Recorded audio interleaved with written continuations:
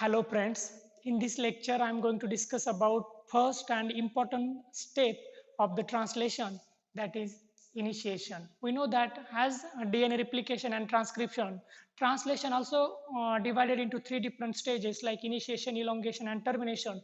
Out of these three stages of the translation, initiation is the most important and complex stage and the stage which determine the overall rate of translation is initiation. Okay, so in this lecture I'm going to discuss the initiation. The pathway of the initiation start from this point and end at this point. Okay, for the initiation to occur in prokaryotic cell require functional ribosome, mRNA and transfer RNA or tRNA with different amino acids, and cell also require different initiation factors.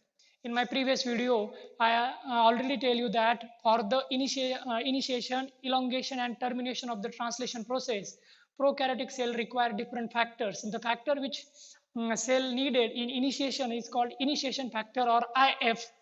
Then the factor which require for elongation are called EF, while the factor which play role in the termination process of the translation is called RF or release factor. So at the start of initiation process, this is the complete ribosome of prokaryotic cell which have 50th subunit or the large subunit, 30th subunit or small subunit, and this ribosome have three site: A site, P site and E site. I have already discussed about the structure of the ribosome in my first translation video. Now, due to action of the ions like Mg2 plus ion, the two subunit of the ribosome initially get dissociated from one another. Okay, after separation of the two subunit of the ribosome, the small subunit of the ribosome get associated with the first initiation factor called IF3. Okay, IF3 is the protein that directly bind to E site of 30th ribosomal subunit. Here I have shown you the 30th ribosomal subunit with IF3 attached to E site. Okay, so now this small subunit with IF3 get associated with the mRNA. Okay, this is the 5' end of the mRNA and this is the 3' end of the mRNA. So what is the role of IF3?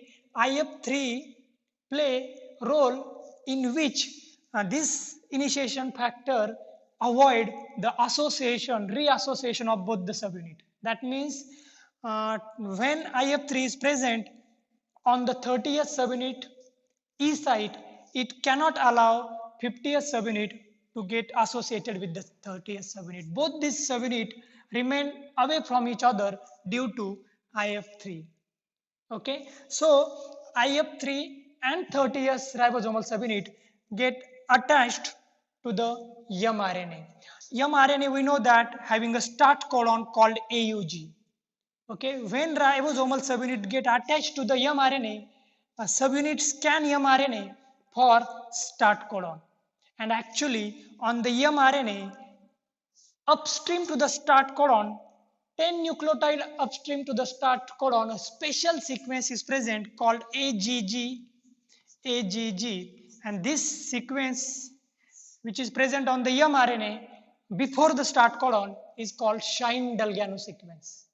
And this sequence is very useful for recognition of the start codon by 30th ribosomal subunit. That means this ribosomal subunit and IF3 factor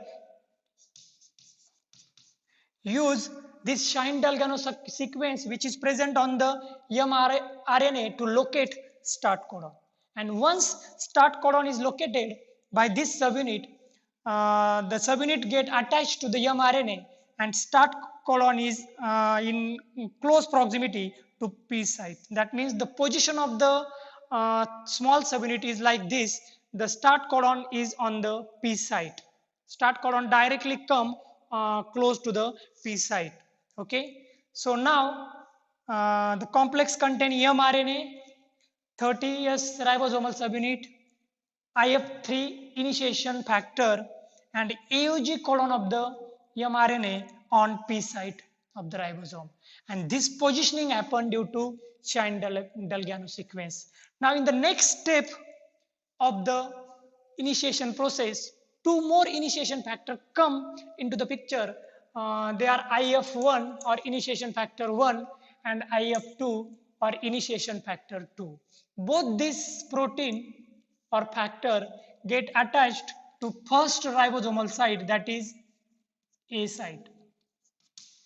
Okay, now you can see, now the complex contain 5 prime to 3 prime mRNA, small ribosomal subunit, IF3, IF1 and IF2 initiation factor. Okay, these two IF1 and IF2 initiation factor come along with GTP. Okay, that means they are GTPase protein. They always need help of GTP protein for their action.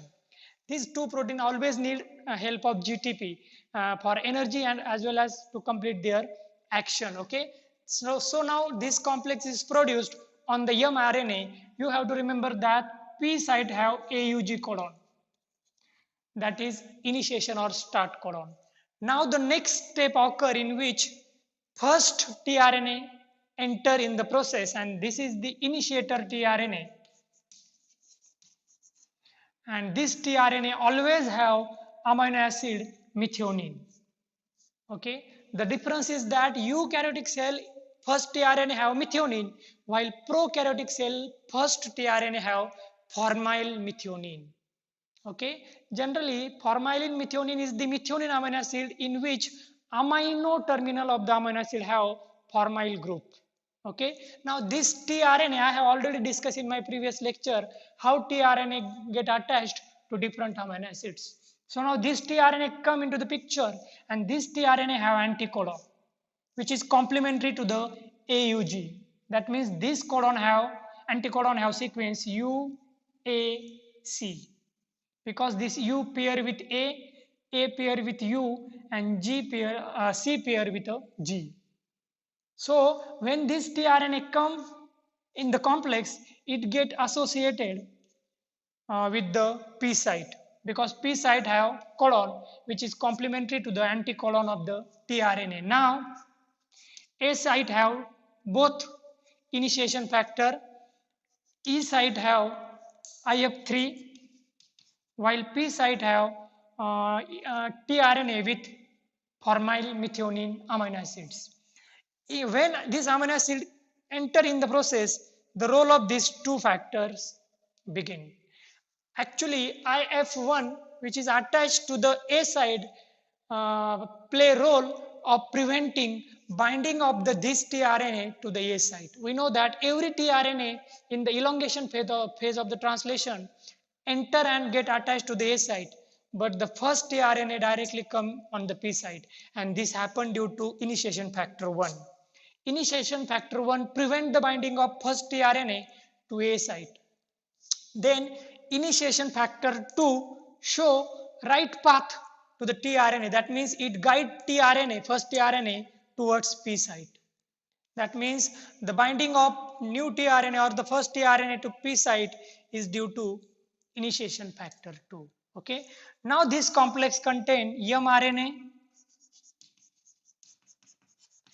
small 30th subunit of the ribosome, IF3 on E site of the subunit, IF1 and 2 on the A site of the subunit, and first tRNA on the P site. And this is called as 30S initiation complex. Formation of the 30S initiation complex is very essential at the time of initiation of the translation process. Okay, as this complex contain only 30S ribosomal subunit, so it is called as 30S initiation complex. Now in the next step of the complex, after formation of this structure, IF3 leave. Here I have shown you. Now IF3 release E site. Okay, and the function of IF3 is to keep both the ribosomal subunit away from each other. When this IF3 release, 15S or large subunit come in the picture. Okay, when IF3 release from the E site, large subunit come and get associated on the small subunit. Okay, that means now both the subunit associate with each other, and now due to association of the large subunit to the small subunit, the IF2 and IF1 also release. Why this happened? Because large subunit have special center called factor binding center. Factor binding center. This factor binding center which is present on the large subunit have GTP hydrolysis ability. That means GTP as action is generally shown by factor binding center which is present on the large subunit. So when large subunit attached to the mRNA on a small subunit, due to factor binding center, this GTP which is present on the IF2 and IF1 get hydrolyzed. Okay, here I have shown you. And due to hydrolysis of GTP, GDP and IP release. And due to hydrolysis of the GTP, conformational changes occur in IF1 and IF2 and they also release. Okay, and we know that once these two factors get released, now A site is free for new tRNA. And now new tRNA come, for example, here I shown you the tRNA with glycine amino acid as an example. So now, due to release of these two factors from the A site, this tRNA come in the picture and get associated with the A site. Now the complex is produced. It is called as 50S initiation complex. Okay, why? Actually, not 50S but 70S initiation complex. Sorry. Okay, now why we call it as a 70S initiation complex? Because it have 30S ribosomal subunit, 50S ribosomal subunit, mRNA and 2 tRNA, each on A and P site. Okay, and then a first peptide bond is produced between these two amino acids. The amino acid which is present on the P side, that is formyl methionine, and the amino acid which is present on the A side, that is glycine. And due to formation of this peptide bond, the initiation process is over and ribosome enter into the elongation phase. Okay, now in my next video I'm going to discuss in detail about the elongation phase in which ribosome move in 5' to 3' direction on mRNA by adding new amino acids which carry by tRNA. Okay, and in this process, in between different amino acids, peptide bonds are formed which lead to formation of a chain of amino acid which we call as a protein. Okay, so in my next lecture I'm going to focus on this process, that is elongation of translation. Thank you.